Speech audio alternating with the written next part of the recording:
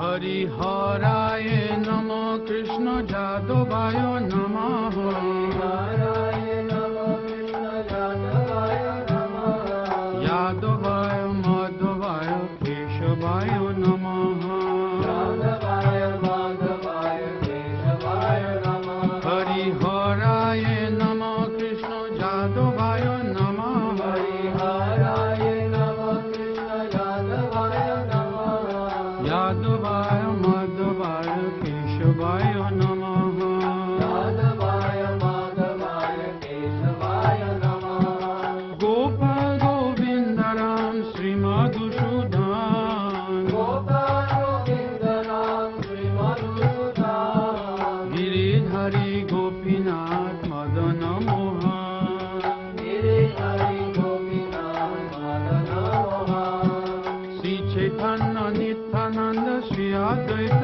सीता श्री चैतन्य नित्यानंद श्री अद्वैत सीता हरि गुरु वैष्णव भागवत गीता हरि गुरु वैष्णव भागवत गीता जय रूप सनातन भक्त रघुनाथ जय रूप सनातन भक्त रघुनाथ श्री जीव गोपाल भट्ट दास रघुनाथ श्री जीव गोपाल भट्ट दास रघुनाथ हे छाय गोसाई हरि चरण बंधन हे छाय गोसाई हरि चरण बंधन जहाँ होइते विघ्न नाश अभीष्ट पुराण जहाँ होइते विघ्न नाश अभीष्ट पुराण हे छाय गोसाई जार मुई तारदा ओम अज्ञानतिमिरान्धस्य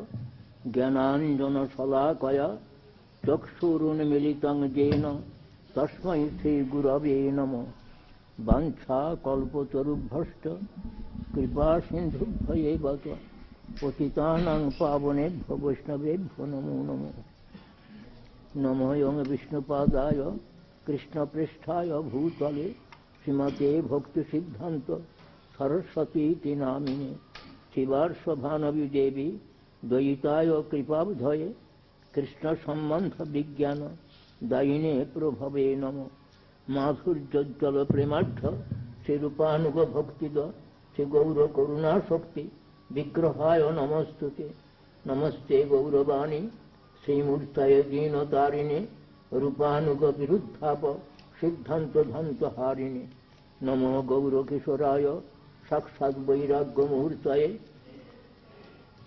विप्रलम्भर सम्पोधि पादाम्बुजाय ते नमो नमो भक्ति विनोदाय सच्चिदानंद नामिने गौरशक्ति स्वरूपाय रूपानुगवराय ते गौराविर्भाव भूमेस्तं निर्देष्टा सज्जन प्रिय वैष्णव सार्वभौम श्री जगन्नाथाय ते नमो वाञ्छा कल्पतरुभ्यश्च कृपा सिन्धुभ्येव च पतितानां पावनेभ्यो वैष्णवेभ्यो नमो नमो नमो महावदान्याय कृष्ण प्रेम प्रदाय ते कृष्णाय कृष्ण चैतन्य नामने गौरत्तिषे नमो हे कृष्ण करुणा सिंधो दीनबन्धु जगत्पते गोपेश गोपिका कांत राधा कांत नमस्तुते ओं तप्त कांचन गौरांगी राधे वृंदावनेश्वरी वृषभानुसुते देवी प्रणमामि हरिप्रिये श्रीश्याम सुंदरं कृष्णं राधालिंगित विग्रहं यशोदानंदनं नौमि श्रीगोपीजन वल्लभं जयतां सुरतौ पंगोर मम मंदमतेर्गति मत्सर्वस्व पदाम्भोजौ राधा मदन मोहनौ दिव्यद वृंदारण्य कल्पद्रुमाध श्रीमद्रत्नागार सिंहासनस्थौ श्री श्री राधा श्रील गोविंद देवौ पृष्ठालिभिः सेव्यमानौ स्मरामि सीमान रासरसारम्भि वंशीमत तटस्थित कर्षण वेणुष्वनैर् गोपीर्गोपीनाथ श्रीस्तुन श्री कृष्ण चैतन्य प्रभु नित्यानंद श्री अद्वैत गदाधर श्रीवासादि गौर भक्तवृंद श्री नृसिंह जय जय जय नृसिंह प्रह्लादेश जय पद्मामुख पद्मभृंग नमस्ते नरसिंहाय प्रह्लादाल्हददायिने हिरण्यकशिपुर्वक्षशिलाटङ्कनखालये वागीशाजस्य वदने लक्ष्मीर्यस्य च वक्षसि यस्यास्य हृदये संवित् तं नृसिंहमहं भजे। इतो नृसिंह परतो नृसिंह जतो जतो जामि ततो नृसिंह बहिर्नृसिंह हृदय नृसिंह नृसिंहमादिं शरणं प्रपद्ये। वृन्दायै तुलसी देव्यै प्रियायै केशवस्य च विष्णुभक्तिप्रदे देवी सत्यवत्यै नमो नमः। नारायणं नमस्कृत्य नरं चैव नरोत्तमं देवीं सरस्वतीं व्यासं ततो जयम् उदीरयेत्। श्री श्री गुरु गौरांग गंधर्विका गिरिधारी गोपीनाथ जय श्री श्री शिष्मान महाप्रभु जय वृंदावनावनिपते जय सोम सोम मौले सनंदन सनातन नारदेभ्य गोपीश्वर ब्रज विलासी जुगांग्रि पद्मे प्रतिं प्रजाक्ष नितरांग निरुपाधिकांग में कात्यायनी महामाये महाजगन्नदीश्वरी नंद गोपसुतं देवी पतिंग कुरुते नमः। जय श्री श्री वृंदावन धाम की जय, वृंदावन धामवासी भक्त वृंद की जय, जय श्री श्री वृंदा देवी कुंज की जय, जय समवेत त्रिदंडीपाद गण की जय, भक्त वृंद की जय। सकल की আমি যথার্থ অভিবাদন করি, সকলেই জয় যুক্ত হন ভক্ত গোষ্ঠী সহিত গৌরাঙ্গ জয় জয়। শুনিলে চৈতন্য কথা ভক্তি লভ্য হয়।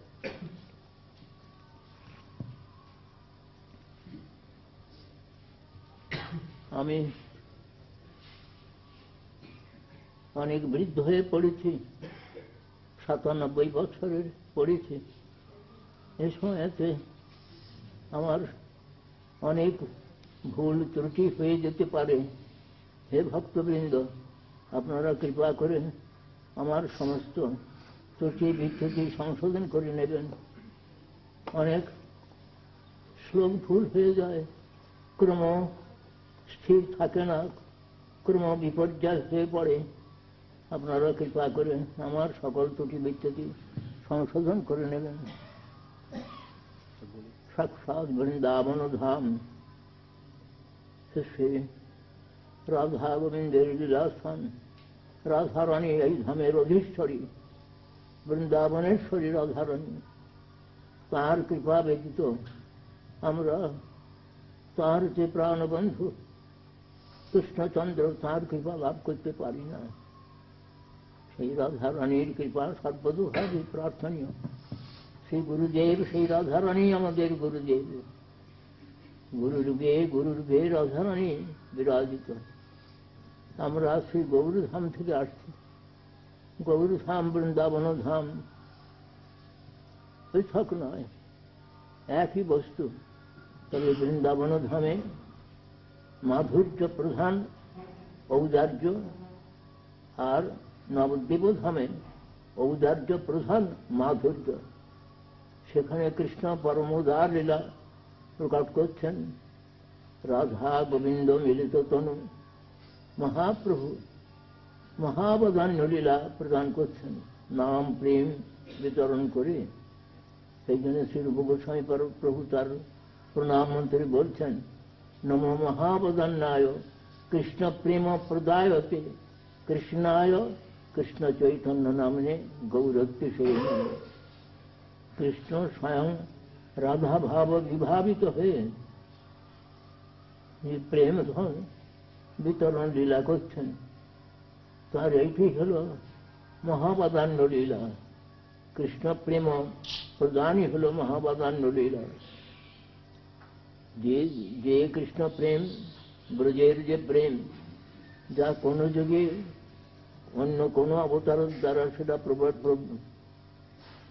প্রদত্ত হয় নাই, বিতরিত হয় নাই।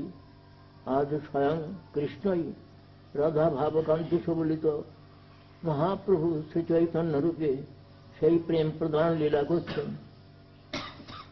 তারই আনুগত্যে আমরা সেই গৌরধামে মহাপ্রভু আনুগত্যে আমরা বৃন্দাবনেশ্বর এবং বৃন্দাবনেশ্বরী গুণগানে প্রবৃত্ত হবার।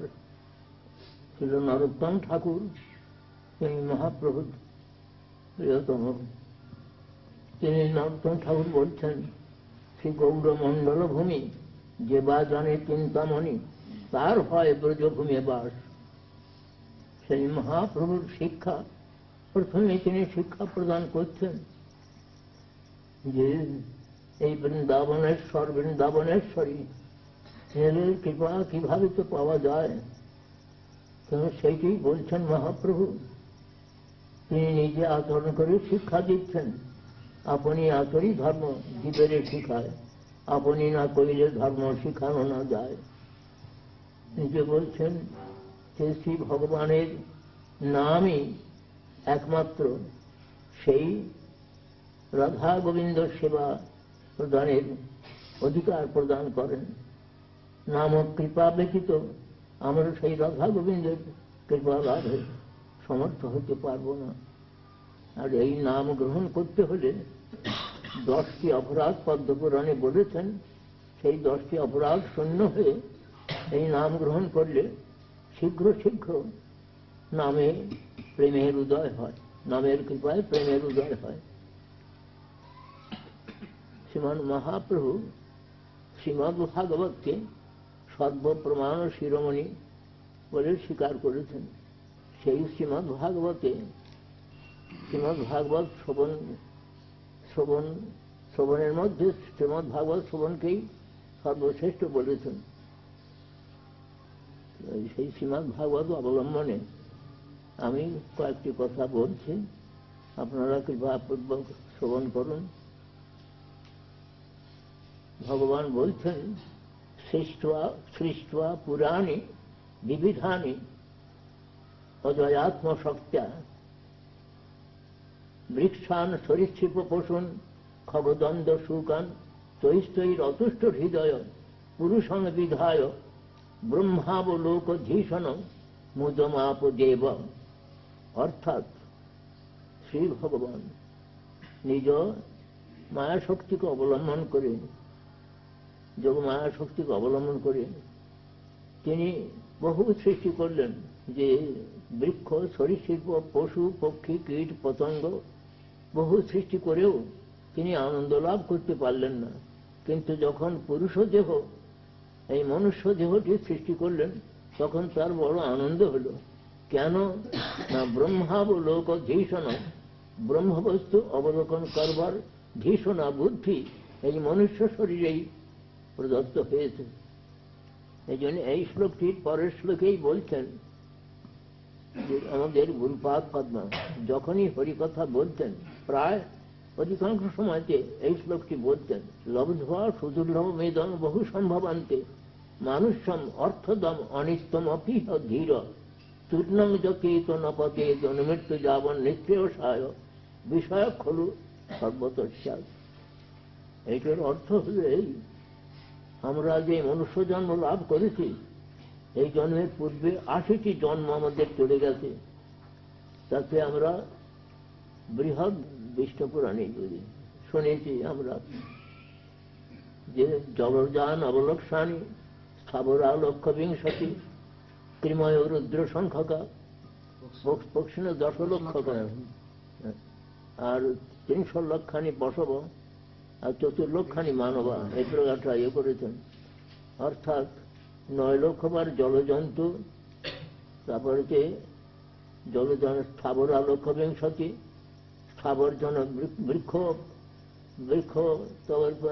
পর্বতাদি, এই সমস্ত সব জন্ম হল 20 লক্ষবার। তারপরে আর পক্ষী জন্ম হল 10 লক্ষবার। ত্রিময় রুদ্র সংখ্যা, রুদ্র হল 11 রুদ্র, 11 লক্ষবার কৃমিকীট জন্মগ্রহণ করতে হয়েছে। এই প্রকারকে হল আর 300 লক্ষানি পশব, আর 30 লক্ষবার পশু জন্ম লাভ করতে হয়েছে। 9 লক্ষবার জলজন্তু, তারপরে জলজন অবস্থাবর লক্ষ বিংশতি, গাছপালা পাহাড় পর্বত, এ হল 20 লক্ষবার, 20 আর 9 29, আর 10 লক্ষবার হল পক্ষী জন্ম, 39, আর 11 লক্ষবার হল কৃমিকীট জন্ম, 39, 11, 50, 50 আর 30 লক্ষবার হল পশু জন্ম, 80। এই হলো 80 জন্ম। তারপরে 4 লক্ষ হলো মনুষ্য জন্ম। তো মনুষ্য জন্মের মধ্যে অনেক সমস্ত অসভ্য বন্যজন্তু প্রায় মনুষ্য জন্ম কেটে গেছে, তারা নীতিও মানে না, নীতিও মানত না এবং ঈশ্বরও মানত না। নিরীশ্বর নির্নৈতিক জন্ম বলে।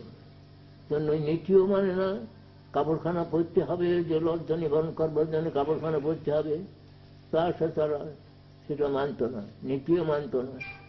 তারপরে তার ঈশ্বর মানে না। ক্রমে ক্রমে ক্রমে ক্রমে নীতি মানতে শিখল, কিন্তু ঈশ্বর মানে না, তাদের বলে নিরীশ্বর নৈতিক। আবার যখন নীতিও মানতে লাগলো, ঈশ্বর মানতে লাগলো, তখন থেকে মনুষ্য জীবনের প্রকৃত সৌন্দর্য আরম্ভ হল। তবে কতক আবার কর্ম মানে, কত জ্ঞান মানে, কত যোগ মানে, কিন্তু হরিভক্তি বড়ই সুদুর্লভ, সেইটি বিশেষভাবে আমাদের চিন্তার বিষয়। এই সুদুর্লভ মনুষ্য জন্ম লাভ করে আমরা যে আবার পরবর্তী সময়েতে আবার এই মনুষ্য জন্ম লাভ করতে পারবো, তার কোনো নিশ্চয়তা, গ্যারান্টি কেউ দেন নাই। শাস্ত্রে কর্মানুযায়ী আমাদের বিভিন্ন জনি লাভ করতে হয়।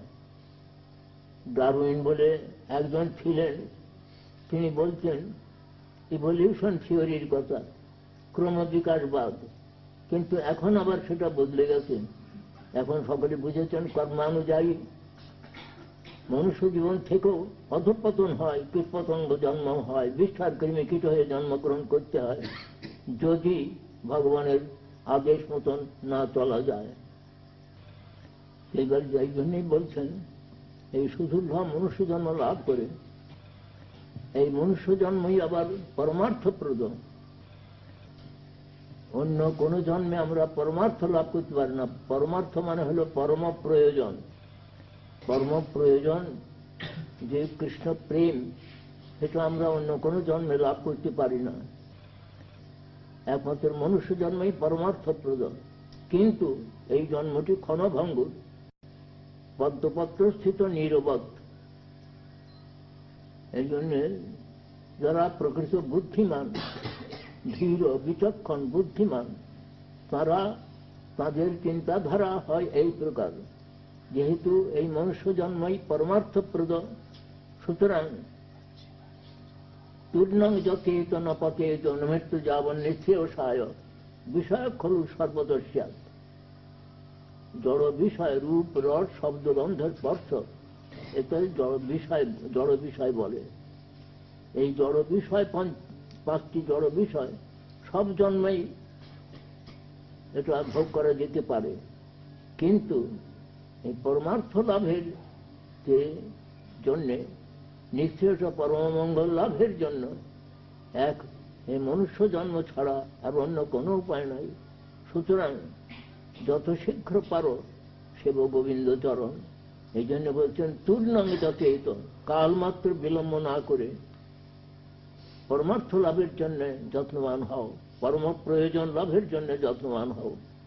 এই জন্যে আমাদের মনুষ্য জীবনটি কখনো হেলায় নষ্ট করা উচিত নয়।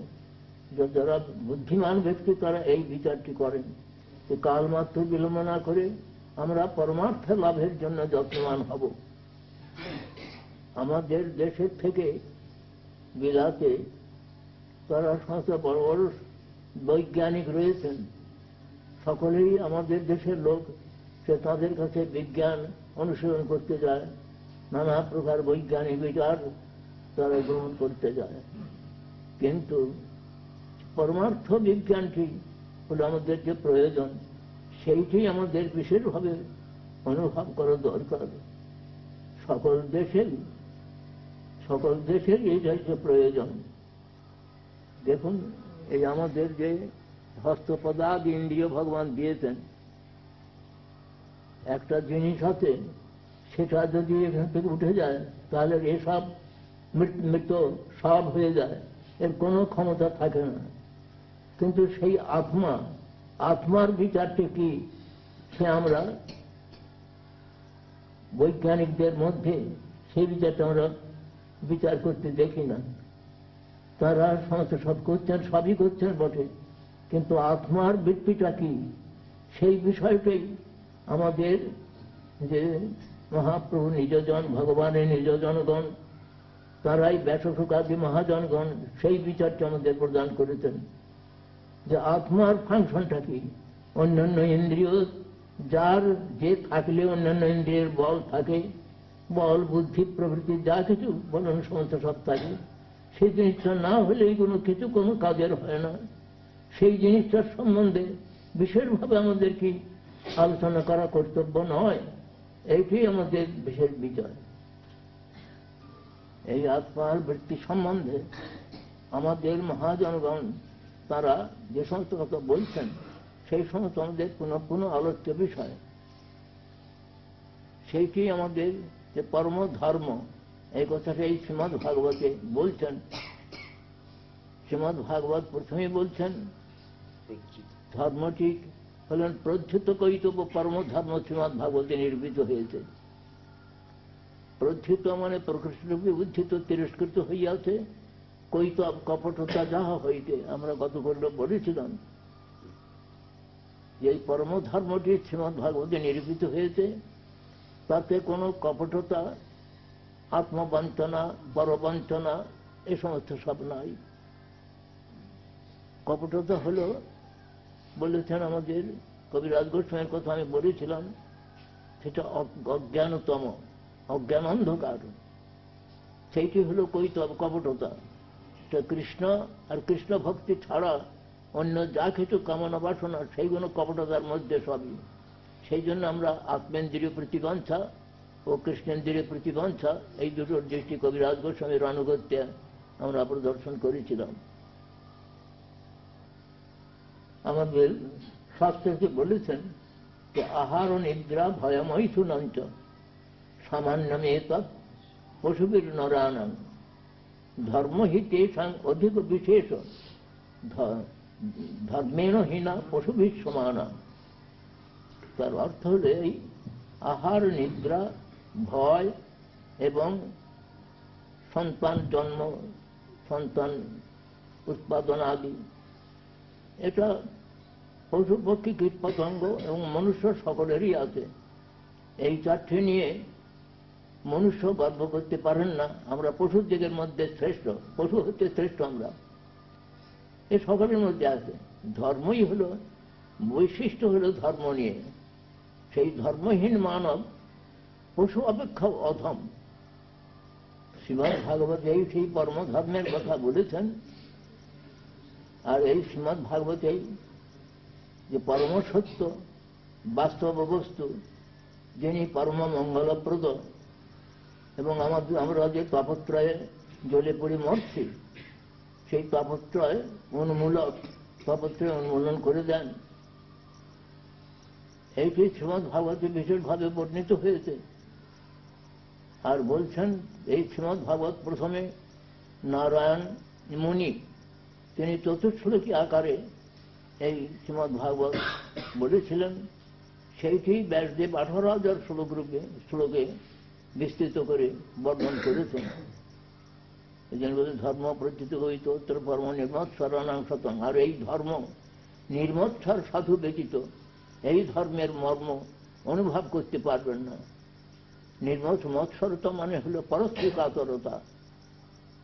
আমাদের গুরুদেব বলছেন কাম, ক্রোধ, লোভ, মোহ, মদ অত্যন্ত প্রবল হলে তাতে মাৎসর্য আসে, পরশ্রীকাতরতা, পরহিংসা এই সমস্ত আসে তাতে।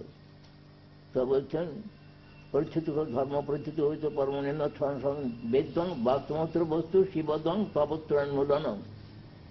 এই শ্রীমদ্ ভাগবতে প্রথম শ্লোকে বলছেন সত্যং পরং ধীমহি। গায়ত্রী ব্যাখ্যা অনুযায়ী শ্রীমদ্ ভাগবত আরম্ভ হয়েছে। তাতে পরম সত্য সেইটি হল সম্বন্ধ। আর ধীমহিতে হয়তো অভিধেয় প্রয়োজন সমস্ত ধীমহিতে রয়েছে। সেই পরম সত্য বস্তুই যে একমাত্র বাস্তব বস্তু। অধিকাংশ অনেক সময় বাস্তব শব্দের অর্থ অনেক অন্যরকম করেন, কিন্তু বাস্তব হল যে যেটি প্রকৃত সত্য, সেটিকে তো বাস্তব বলা হয়। এর থেকে সত্য আর কিছু নাই, পরম সত্য বস্তু। সেই বাস্তব বস্তু যাতে জানানো হয়েছে। আর বেদম বাস্তব বস্তু শিবদম তাপদম শ্রীমদ ভাগবত মহামণি কৃতে কিংবা পরেশ্বর। এই মহামণি নারায়ণ প্রথমে চতুর্স্বর্গের বিবর্তন করেছিলেন, তারপরে বেদব্যাস 11,000 শ্লোক রূপে বর্ণন করেন। তো অন্য শাস্ত্রের প্রয়োজন কি? এই শ্রীমদ ভাগবতকে সর্বতভাবে আশ্রয় করা কর্তব্য। শ্রীমদ ভাগবত মহামণি কিংবা পরের ঈশ্বর, ঈশ্বর ভগবান সত্য সত্য। যদি সুষ্ঠুভাবে এই শ্রীমদ ভাগবত শ্রবণ করা যায়, মহারাজ পরীক্ষিত 7 দিন শ্রবণ করেই তিনি দিব্যগতি লাভ করলেন। সেটি বলছেন যে পৃথিবী সুপৃথিবী তৎক্ষণাৎ, অর্থাৎ অতি অল্প সময়ের মধ্যে সেই পরমবস্তু, যে পরম সত্য বস্তু লাভ করতে পারেন। এইটি মঙ্গলাচরণ শ্লোক বলা হয়। প্রথম হল নমস্কার শ্লোকে পরম সত্য আমরা ধ্যান করি। ধ্যানকারীর বহুত্ব, মানে পরম সত্য এক অদ্বিতীয় বস্তু, তিনি স্বতঃসিদ্ধ জ্ঞানময় বলেছেন। সেই সত্যটাই হল পরম সত্য বস্তুই হল বাস্তব বস্তু। সেই বাস্তব বস্তুই হলেন কৃষ্ণ। তিনি সর্বেশ্বরেশ্বর, তিনি হলেন বাস্তব বস্তু। তার আরাধনাতেই পরম মঙ্গল লাভ হয়। যেন শিবদ তিনি মঙ্গলপ্রদ বললেন। আর সেইটি আমাদের তাপত্রয়ের যে আধ্যাত্মিক, আদি ভৌতিক, আদি দৈবিক, এই যে তাপত্রয়, এর মূল পর্যন্ত উৎপাটন করে দেন। এই বাস্তব বস্তুর আরাধনাতেই তাপত্রয়ের মূল উৎপাটিত হয়ে যায়। আরাধনার আভাসেতেই হয়ে যায়। আরাধনাতে সাক্ষাৎ পরম প্রয়োজন প্রেম লাভ হয়।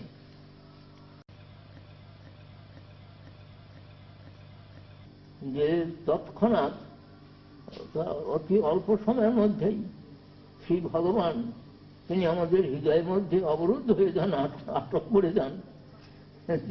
যেমন বিল্বমঙ্গল বলেছিলেন, বিল্বমঙ্গল যখন অন্ধ হয়ে যান, কৃষ্ণ নিজেই তাকে হাত ধরে ধরে পথ দেখাতে বলছেন।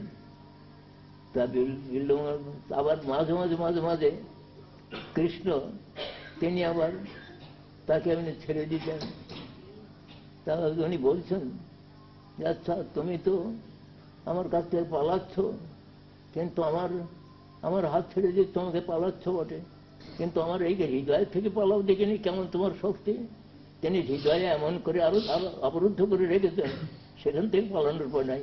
কিসে অবরুদ্ধ করা যায় না? ভক্তির একটি একটা ডেফিনেশন রয়েছে, একটা সূত্র রয়েছে।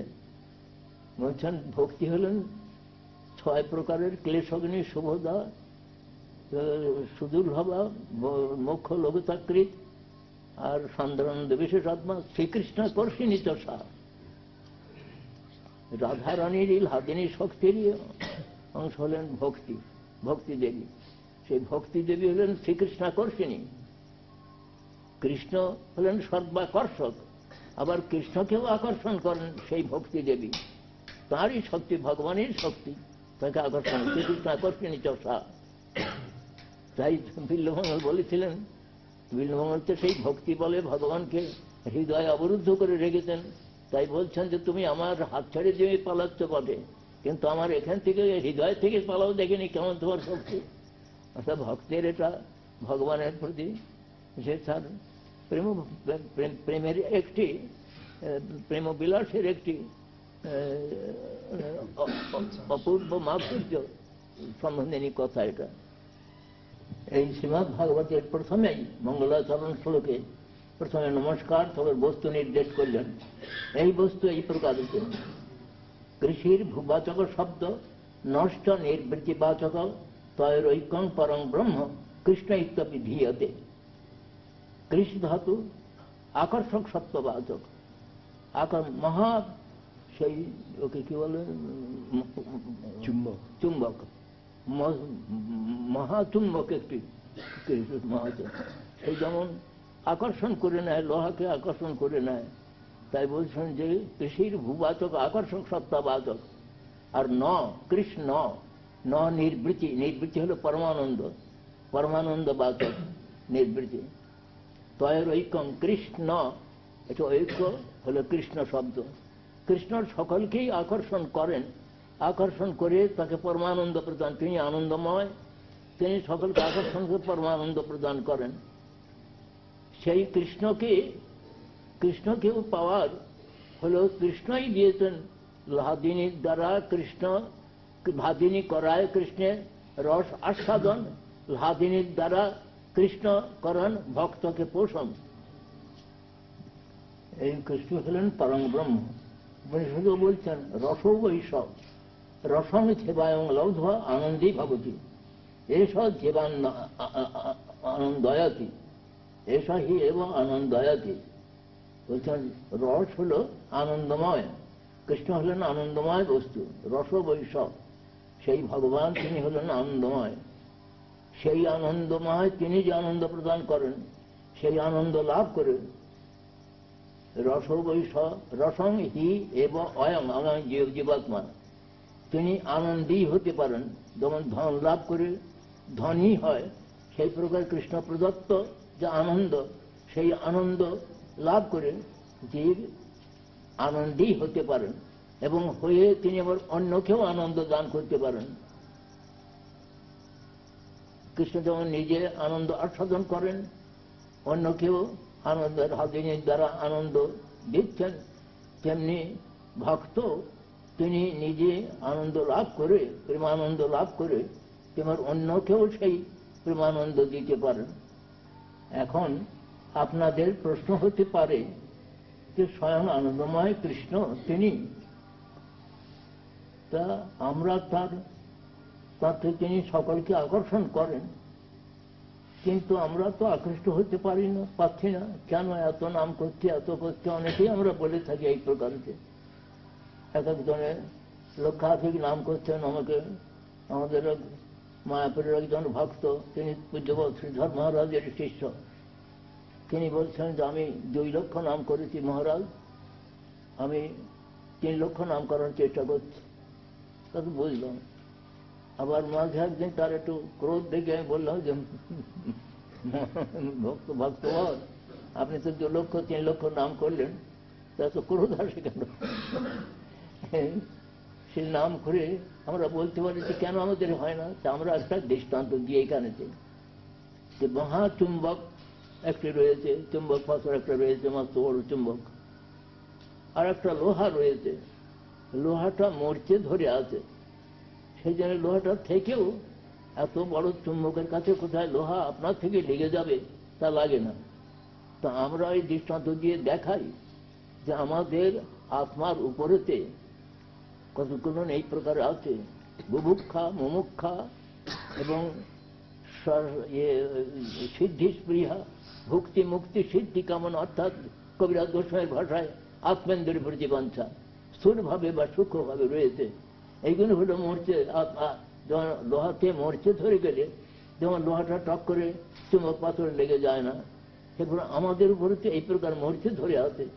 এই যে ভুক্তি মুক্তি সিদ্ধি স্পৃহা, এইগুলো ভয়ানক জিনিসের আত্মেন্দ্রিয় প্রতিবন্ধার মধ্যে ধরেছেন সব। এই থাকার জন্যে আমরা ভগবানের ওই আকর্ষণটা অনুভব করতে পারছি না, তার পথ পদ্মে ছুটে যেতে পারছি না। যেমন মহাপ্রভু তিনি চলেছেন, তিনি যমুনাকে দর্শন, কি বলে সিন্ধু নীলাচলের যে নীল সমুদ্রকে দর্শন করতেন, নীল যমুনা জল, এবং চট্টোপাধ্যায়কে দর্শন করতেন, যে গোবর্ধন পর্বত দর্শন করতেন করে মহাপ্রভু রাধাভাবে বিভাবিত হয়ে কাহা কৃষ্ণ প্রণনাথ মুরলী বদন, কাহা যাম কাহা পাম ব্রজেন্দ্র নন্দন, কাহারে কহিব ব্যথা কেবা জানে দুঃখ, ব্রজেন্দ্র নন্দন বিনু ফাটি মোর বুক। এই বলতে বলতে চোখের জলে বুক ভাসাচ্ছেন, সেই জল আবার বালুতে স্রোত হয়ে যাচ্ছে। এই প্রকার তিনি মহাপ্রভু ছুটেছেন। তো আমাদের কেন ওই প্রকার হয় না, কেন তো আমরা পাই না, কেন? এটাও আমাদের হতে পারে। সেই সমস্ত থাকবার জন্য মরছে, লোহার মরচের কথাটা সবাই মনে রাখবেন। যে মরছে হলো এইগুলো অত্যন্তের প্রতি বাঞ্ছা থাকে বলে আমরা অগ্রসর হতে পারি না, ভগবানের পাদ পদ্মে সংলগ্ন হতে পারি না।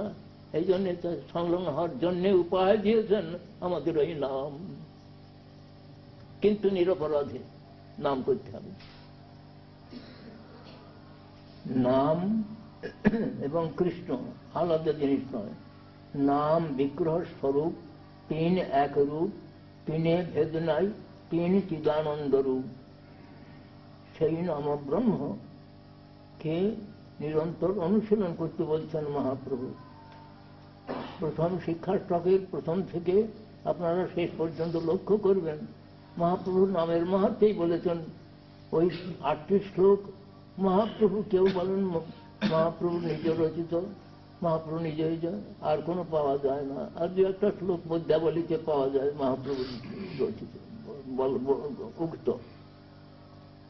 সেই তার প্রথমেই তো তিনি বলছেন যে চিত্ত দর্পণ, চেত দর্পণ মার্জনম। নামটি তিনি কি করেন, চিত্তরূপ যে দর্পণকে মার্জিত করে দেন। তখন আমরা ষষ্ঠরূপ পরস্বরূপ দর্শন বা অনুভবের সৌভাগ্য লাভ করতে পারি। তো নামই চিত্ত দর্পণ পরিমার্জন করেন, সেইটাই বলছেন। তো প্রথমেই বলছেন চিত্ত দর্পণ, যে চিত্তটাই বন্ধনের কারণ। যখন সে ত্রিগুণের দ্বারা আসক্ত হয় তখন তো সেটা বন্ধন। আর যখন সেই পরম পুরুষের যখন চিন্তায় রত হয় তখনই তার মুক্তি ছাড়া মুক্তি হয়। বন্ধন, চিত্তই বন্ধন এবং চিত্তই মুক্তির কারণ। তো সেইটি আমাদের বিশেষভাবে চিন্তার বিষয়। যে নাম গ্রহণ করছি কিন্তু নামেতে তো কোনো উপায় পাচ্ছি না, তো কিছুই হাতে মালা আছে, ঠক ঠক করছে। আমাদের যে ভক্তি প্রদীপ তীর্থ মহারাজ, আমাদের জ্যেষ্ঠ গুরু ভ্রাতা, তিনি বলছেন ঠকাস তো ঠকিস না, ঠকাস তো ঠকিস না। তিনি একটু ইয়ে করে বলতেন আর কি, আমি নিজে ঠকতে চাচ্ছি না, অপরকে ঠকাবো, নিজে ঠকতে চাচ্ছি না। ঠক ঠক করে নাম করলেই তো নাম হয় না, নামের অপরাধ হয়ে যাচ্ছে নানা প্রকারেতে। আমরা দার্শনিক ভাষায় বলছি বটে, কিন্তু নানা রকম ভোগস্পৃহা ত্যাগস্পৃহা সমস্ত আসছে। জীবের স্বতন্ত্রতা একটা আছে, স্বতন্ত্রতার অপব্যবহার করছে। এই জন্যে সেটা তার সব হচ্ছে না। সেই জন্যে আমরা কিছুদিন নাম করে তখন অন্য মার্গে চলে যাই, ভোগমার্গে চলে যাই। কেবল ত্যাগমার্গে চলে যেতে ত্যাগটাও ছেড়ে দিয়ে আবার ভোগমার্গে ধরেন। এই সময় নানা রকম উলট পালট হতে থাকে।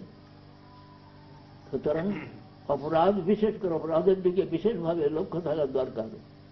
লক্ষ্য না থাকলে মানুষের অধঃপতন অনিবার্য। এই হল নমস্কার। বস্তু নির্দেশ কথাতেই কতক্ষণ একটু বাড়িয়ে বাড়িয়ে বললাম। আর তারপরে তৃতীয় মঙ্গলাচরণ হল আশীর্বাদ। নমস্কার বস্তুতে, সেই পরম বস্তুতে নমস্কার। পরম বস্তুর নির্দেশ করছেন নিরস্ত কুহক সত্য, সেইটি বিশেষভাবে নির্দেশ করছেন বস্তু নির্দেশ। আর নমস্কার করছেন নিগম কল্পতরর গলিতং ফলম সুখমুখাদ অমৃত দ্রব সংযুতম পিবত ভাগবতং রসমালয়ম মুহু রহ রসিকা ভুবি ভাবুকা। এইটা হলো আশীর্বাদ করছেন। এই বলে, হে রসবিশেষ ভাবনা চতুর্ভক্ত বৃন্দ, হে রসবিশেষ ভাবনা চতুর্ভক্ত বৃন্দ। সেই নিগম কল্পতরু, নিগম হলেন বেদ। নিতরাং গময়তি প্রকাশয়তি ধর্মং ব্রহ্মচ। এই জন্যে বেদের এক নাম নিগম। ব্রহ্মার চতুর্মুখ হতে চতুর্বেদ নির্গত হয়েছিলেন। সমগ্র বেদ অনুশীলন করে ব্রহ্মা ভক্তিকেই পালন করলেন। যে শ্লোকটা ভুলে যাচ্ছি, সমগ্র বেদ 3 বার তিনি সমগ্র বেদ অনুশীলন করে যত আত্মান রতি ভাবে, ভগবানেতে যাতে রতি হয় সেই ভক্তিকেই সমস্ত বেদের সার বলে জানলেন। এখানে বলছেন নিগম বেদরূপ যে কল্পবৃক্ষ, কল্পের কাছে যা চায় তাই পাওয়া যায়। যে বেদরূপ যে কল্পবৃক্ষ, তিনি কি প্রসব করছেন না বেদরূপ কল্পবৃক্ষের প্রকৃষ্ট রূপে পক্ষ ফল হল শ্রীমদ্ ভাগবত। সেই ভাগবতটি রসময়। একটা আমরা যেমন দৃষ্টান্ত স্বরূপে দেখি, একটি পাকা আম বা পাকা পেঁপে আমরা যখন কোনো একটা লগা দিয়ে করে ক্ষতি পারি করি, আমটা পেড়ে ফেটে আমি বলতে পারছি না, আমটা যখন পারি তখন সেটা পড়ে গিয়ে ফেটে ছাতু নাতু হয়ে যায়, তার আটি খোসা সব বাদ দিতে হয়। কিন্তু এক অদ্ভুত ফল, যে রসময় ফল, অখণ্ড রসময় ফল, এটা কেউ তাকে ওইরকম করে খুঁচিয়ে লগা টগা দিয়ে পারে নাই। সে নিজে আপনার শতক পতিত হচ্ছেন রসময়, কিন্তু অখণ্ড রূপে পতিত হচ্ছেন। আবার যখন পতিত হন শুকমুখামৃত দ্রব্য সংযুত হয়ে কথিত আছে শুকপক্ষী যে ফলটি খায় সে খুব মিষ্ট ফল। সেই মিষ্ট ফল শুকমুখামৃত দ্রব্য সংযুত, সুখের মুখামৃত অমৃত দ্রব্য সংযুত যে ফলটি, রসময় ফলটি অখণ্ড রূপে অবতীর্ণ হচ্ছেন, শতক পতিত হচ্ছেন, কেউ তাকে জোর করে পারছে না, তিনি নিজে পতিত হচ্ছেন। নিগম কল্পতরর গলিতং ফলং সুখমুখামৃত দ্রব্য সংযুতং পিবত। হে রসভিষর ভাবনা চতুর্ভক্তবৃন্দ, তোমরা রসময় ফল ভাগবত নামক যে রসময় ফল তোমরা নিরন্তর পান করো, একেবারে লয় পর্যন্ত। লয় একটা অর্থ হলে আলয়, আলয় হল মুক্তিকে বেপিয়া, একটা আলয়, লয়কে বেপিয়া, মুক্তিকে বেপিয়া, অর্থাৎ মুক্তির পরেও ওই মুক্ত করে এই রূপাশ্রমানম একটা অর্থ। আবার লয় একটা প্রেমের অবস্থা আছে, একটা লয় প্রেমেতে সেই অবস্থা যখন এসে উপস্থিত হয় তখন আর বাহ্য জ্ঞান কিছু থাকে না, সেই অবস্থাতেও পানযোগ্য। তাই বলছেন ওহে রসভিষর ভাবনা চতুর্ভক্তবৃন্দ, তোমরা এই নিগম কল্পতরুর যে প্রপক্ষ ফল, যাহা শত শত আপনার হইতে যেটি অবতীর্ণ হয়েছেন, অখণ্ড রূপে রসময় রূপে আবির্ভূত হয়েছেন, তোমরা এই ফলকে নিরন্তর পান করো। মুহুরহ রসিকা ভুবি ভাবুকা। রসভিষ ভাবনা, রসভিষের ভাবনা চতুর না হলে হবে না। রসটি হল অপ্রাকৃত রস। এই রসটা জড় রস হল, জড় রসটাকে অতিক্রম করে ব্যতিক্ত ভাবনাবর্তম, জড় চিন্তা সত্যকে অতিক্রম করে ব্যতিক্ত ভাবনার যার চমৎকার ভারব, যে চমৎকার যে পরিপূর্ণ যে ভূমিকা, শুদ্ধ সত্য ভূমিকা আছে, সেখানে এই অপ্রাকৃত রসটি আস্বাদনের বিষয় হয়। কিন্তু জড়রস থাকতে জড়রসও থাকবে, আর অপ্রাকৃত রসকে আস্বাদন করব, তা হয় না বাবা। বলছেন ব্যতিক্ত ভাবনা বার্ত যার চমৎকার ভারব, হৃদয় সত্য জলে বারং সদাকে রস মত, সেইটি হল অপ্রাকৃত রস। সেই অপ্রাকৃত রস, তার মধ্যে কোনো ওই সমস্ত প্রাকৃত রসভোগাদি এর মধ্যে থাকবে না। সেই অপ্রাকৃত রস সাধন করতে হলে সেই শুদ্ধ সত্যময় হৃদয় চাই। হৃদয়টা শুদ্ধ সত্য কি করে হয় সেটাই বলছেন। অবিস্মৃতি কৃষ্ণ পদারবিন্দয় ক্ষীণোত্তমত্রাণে চা সংতনতি সত্য শুদ্ধি পরমাত্ম ভক্তি জ্ঞানঞ্চ বিজ্ঞান বিরাগ যুক্তম। কৃষ্ণ পদ্মের অবিস্মৃতি, অবিস্মৃতি কৃষ্ণ পদারবিন্দয় ক্ষীণোত্তমত্রাণে, সেই অবিস্মৃতি হল নমিনেটিভ। কৃষ্ণপাদ পদ্মের অবিস্মৃতি অর্থাৎ কৃষ্ণপাদ পদ্মের স্মরণ, নামাদি নাম কীর্তন মুখে স্মরণ, শ্রবণ কীর্তন আদি মুখে স্মরণ। তাতে কি হবে না, সেই কৃষ্ণপাদ পদ্মের অবিস্মৃতি কি করে না সংতনতি, মঙ্গল বিস্তার করেন, এবং অভদ্র যত সমস্ত অমঙ্গল, যা কিছু ভক্তি মুক্তি সিদ্ধিবাঞ্ছা প্রভৃতি যা কিছু অমঙ্গল দূর করে দেন।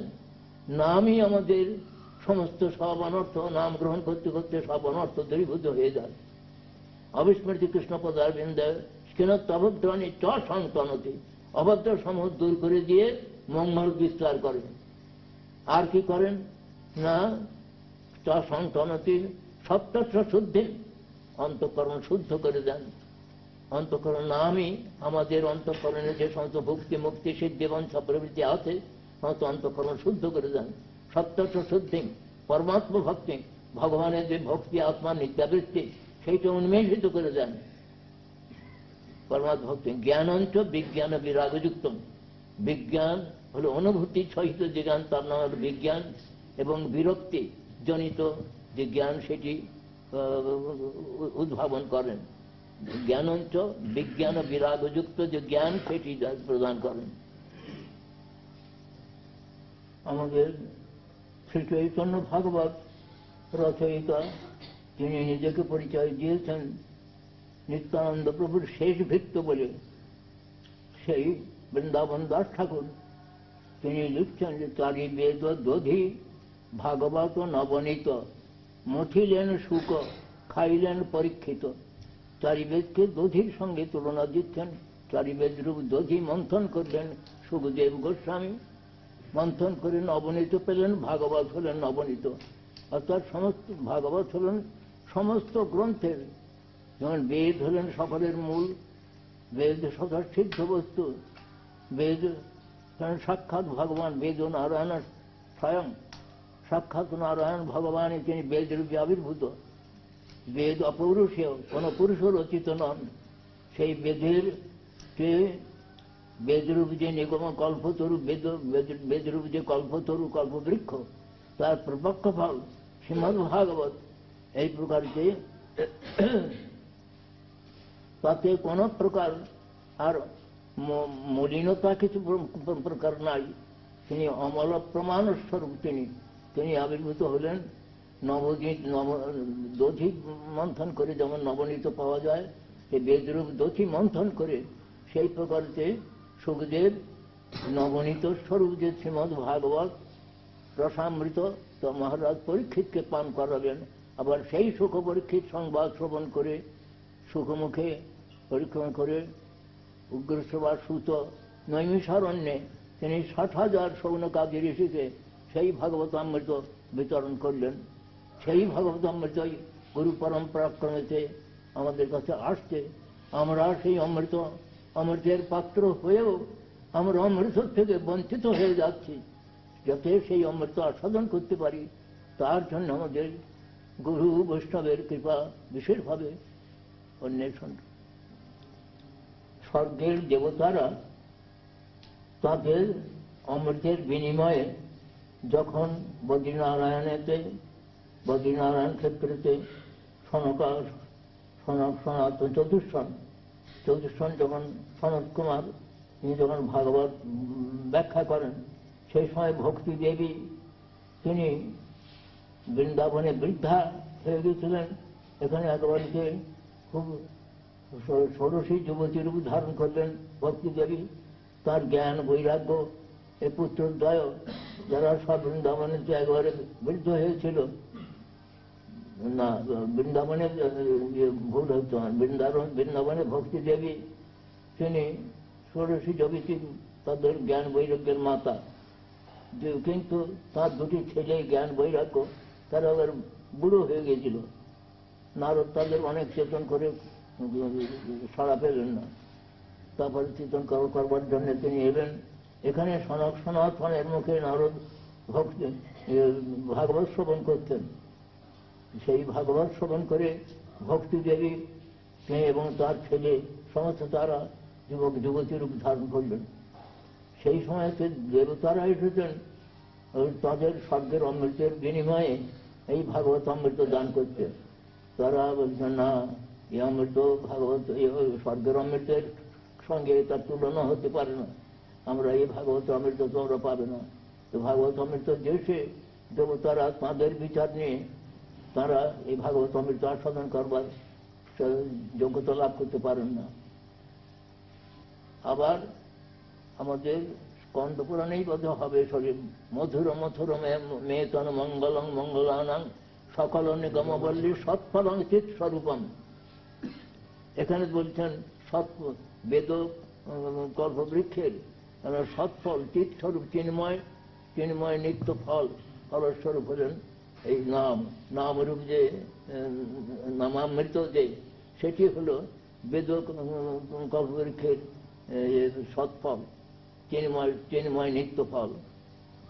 এখানে বলছেন নামকেই মধুর মধুর মেতন মঙ্গল, সমস্ত মঙ্গলেরও মঙ্গল স্বরূপ।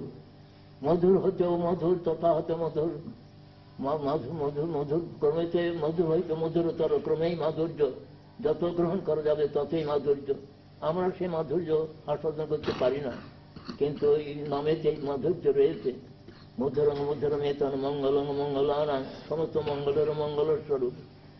সকল নিগম বলি, সমস্ত বেদরূপ কল্পলতিকার, বেদরূপ কল্পলতিকার চিন্ময় সে নিত্য ফলস্বরূপ। এই শ্রীমদ্ ভাগবত কে বলে শ্রীনাম, নাম ব্রহ্ম। বেদের বেদকল্পতরুর, এটি বেদকল্পলতিকার নিত্য ফলস্বরূপ হলেন নাম। এই নাম একবার যদি গ্রহণ করা যায়, সকলে বিপরীত শ্রদ্ধা সহকারে হোক, আর হেলাতে, হেলা মানে হলো হয়তো কথা বলতে বলতে হরে কৃষ্ণ বলে উঠলাম, বা হাই তুলতে তুলতে হরে কৃষ্ণ বলে উঠলাম, এই করে বলে, কিন্তু নিন্দা সূচক নয়। তাতে কি হয়? শ্রদ্ধা হেলা বা নরমাত্র, তারা নরমাত্রকে এই কৃষ্ণ নাম উদ্ধার করে দেন। এতে দৃঢ় বিশ্বাস চাই। এই দেখেন, তাহলে ভাগবত হলো ফলস্বরূপী বলছেন, রসময় ফলস্বরূপ হলেন ভাগবত। আবার এখানেও বলছেন সেই শ্রীমদ্ ভাগবতের নামের মহিমাও তো প্রথম থেকে শেষ পর্যন্ত প্রচুর পরিমাণে বলেছেন। আবার শেষে সর্বশেষ শ্লোকটি হল নাম সংকীর্তন যশ সর্ব পাপ প্রণাশনম, প্রণাম দুঃখ সমানস্তং নমামি হরিং পরম। একবার তাহলে বেদের কল্পবৃক্ষের ফলস্বরূপ হলেন, রসময় ফলস্বরূপ হলেন ভাগবত। আবার ওই বেদরূপ কল্পবৃক্ষের কল্পলতিকার সৎফল চিৎস্বরূপ চিন্ময় সৎফল হলেন, নিত্য ফল স্বরূপ হলেন নাম। তাহলে ভাগবতেই সেই নামের মহিমা বিশেষভাবে বলতেন। এই জন্য শ্রীমান মহাপ্রভু শ্রীমদ্ ভাগবতকেই প্রমাণ শিরোমণি গ্রহণ করে নামই তিনি মহাপ্রভু প্রচার করছেন। মহাপ্রভু স্বতন্ত্র ভাবে যে কিছু বলছেন না। আর গীতাতেও ভগবান বলছেন যে সমস্ত বেদ্য বস্তু আমি, বেদ সর্বরহম বেদ্য, বেদান্ত কর্তা। শ্রীমদ্ ভাগবত বলে সর্ববেদান্ত সার বলেছেন, বেদান্ত কর্তা ব্যাসাদেরকে আমি, আর বেদের যে প্রকৃত মর্ম আমি জানি। সুতরাং বেদের মর্ম এই কথার দ্বারা, ভাগবতের দ্বারা এবং এই পুরাণের যে কথাটা বললাম মধুর মধুমঙ্গল, এটা বলা যাচ্ছে। Yes, Guru Maharaj, we spoke so much tonight about offenses, and I just wanted to know, if one makes an offense in his mind, how should he repent that? With what attitude? মানসিক অপরাধ কিভাবে? মনে যদি কাউকে নিন্দা করে থাকে কিংবা সেইভাবে বলছে, সেও যাবে হতে পারবে। মন, এটা যেমন বলেছেন সবই মন কৃষ্ণপদার বিন্দয়, কৃষ্ণপাদ চিন্তার দ্বারা মন কায় মনোবাক্যের সকলেই হবে, যোগপথ অবলম্বন করতে হবে না।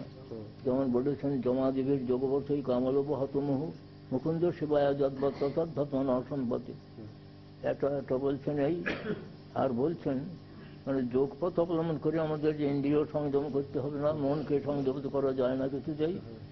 আর যা কিছু হবে এতৎ সর্বং গুরু ভক্তা পুরুষ ঝঞ্ঝটা জয়। সমস্ত এই গুরু ভক্তির দ্বারা সাধক সমস্ত অনায়াসে এ সমস্ত জয় করতে পারবেন। মন প্রভৃতি ইন্দ্রিয় সকল সব জয় করতে পারবেন, অন্য পথ অবলম্বন করতে হবে না। শ্রীমদ্ ভাগবতই বলেছেন এতৎ সর্বং গুরু ভক্তা পুরুষ ঝঞ্ঝটা জয়। যা কিছু মনকে জয় করে অন্য সকল ইন্দ্রিয় যোগের দ্বারা অন্য যে ইন্দ্রিয়কে তৎকালিকভাবে কিছু কন্ট্রোল করা যেতে পারে, সর্বতভাবে করা যায় না। কিন্তু মনকে কোনো উপায়ে কিছু অসংযত মনকে সংযত করা যায় না। সেই মনকে সংযত হলে গুরু ভক্তি একান্ত দরকার। শ্রীমদ্ ভাগবতে তৃতীয় স্কন্ধ বলা হয়েছে যে বিজিতের হিসিক পায় হৃদন্ত মনস্তুরগং জয় যতন্তি যন্তুম অতি লোলং পায়াক্ষিত ব্যসন শতান্বিত সমবহায় গুরুশ্চরণম বনিজয়ী বাজ সন্তকৃত কর্ণধার জলধৌ। এই দৃষ্টান্ত দ্বারা শ্রুতিস্তবেতে এই শ্লোকটি আছে, তার টিকাতে দেখবেন ওই তৎসদ্বং গুরু ভক্তা পুরুষ জঞ্জর জয় তাকে। তাতে বলছেন যে প্রাণায়াম আদি অবলম্বন করে ইন্দ্রিয়কে কিছু পরিমাণে জয় করা যায়, কিন্তু মন রূপী যে তুরঙ্গম একবার যে পক্ষীরাজ ঘোড়া, সে তাকে কিছুতেই সংযত করা যায় না, অন্য কোনো উপায় যোগাযোগ কোনো পন্থা অবলম্বন করে করা যায় না। তাকে সংযত করতে হলে একমাত্র গুরু ভক্তি। তার দৃষ্টান্ত দিচ্ছেন, বণিক পণ্যদ্রব্য পরিপূর্ণ জাহাজ নিয়েছে, কিন্তু নাবিক স্বীকার করে নাই। নাবিক বসে থাকে উত্তর দিকে, নাবিকের এটা কম্পাসটা উত্তর দিকে থাকে, তো সে যেখানে কোনো একটা অ্যাঙ্গেল ফার্ম করে, এই অ্যাঙ্গেলের যে একটা হিডেন রক রয়েছে সেটা বণিক নাবিক দেখে, কিন্তু নাবিক স্বীকার না করলে বণিকের জাহাজ যেমন বিপন্ন হয়ে যায়, সেই প্রকারেতে গুরুপাদ পদ্মকে গুরুপাদময় একমাত্র অবলম্বন আমাদের সদ্গুরু পদ্ম অবশ্য। বলছি বৃন্দাবন ধামে জ্ঞান আর বৈরাগ্য যুবক হলো না কেন? ভক্তিদেবী যুবক হলেন। ভক্তি দেবীরই তো ইয়ে হলো না, এখানে জ্ঞান বৈরাগ্য যখন ভক্তির সাহচর্য পেলে তখন সকলেই জ্ঞান বৈরাগ্য হতে পারেন। ওখানেতে যে ভক্তির ইয়ে পেলেন কিনা সেখানে হলো, এখানে জ্ঞান বৈরাগ্যের এখানেতে বৃদ্ধাবস্থা। আর ওখানেতে যে যখন ভাগবত অমৃত পাঠ করলেন তখন সকলেরই সমান অবস্থা হইল। মানে ভক্তি মুখ্য নিরীক্ষক কর্মযোগ জ্ঞান বাসুদেবে ভগবতী ভক্তি যোগ প্রবেশিত জন তাসু বৈরাগ্য জ্ঞান হেতুকম। কারণ ভক্তির পুত্রোদ্বয় ওখানেতে শুনছেন তো। হরিহরায় নম কৃষ্ণ যাদবায় নমঃ।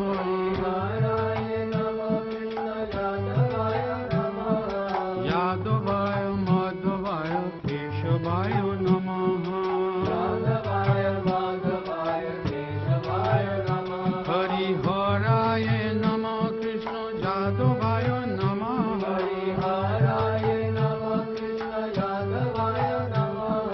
যাদবায় মাধবায় কেশবায় নমঃ।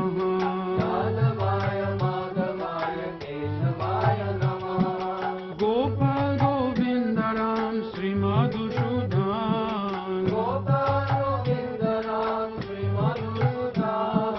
গিরিধারী গোপীনাথ মদন মোহন। শ্রী চৈতন্য নিত্যানন্দ শ্রী অদ্বৈত সীতা।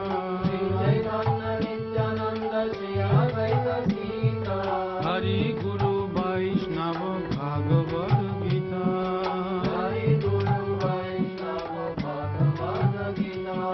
জয় রূপ সনাতন ভট্ট রঘুনাথ। শ্রীজীব গোপাল ভট্ট দাস রঘুনাথ।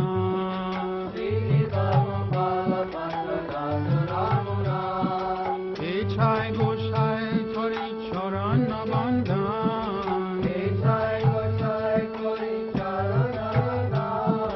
যাহা হইতে বিঘ্ন নাশ অভীষ্ট পুরাণ। এছায় গোসাই যার মুই তারা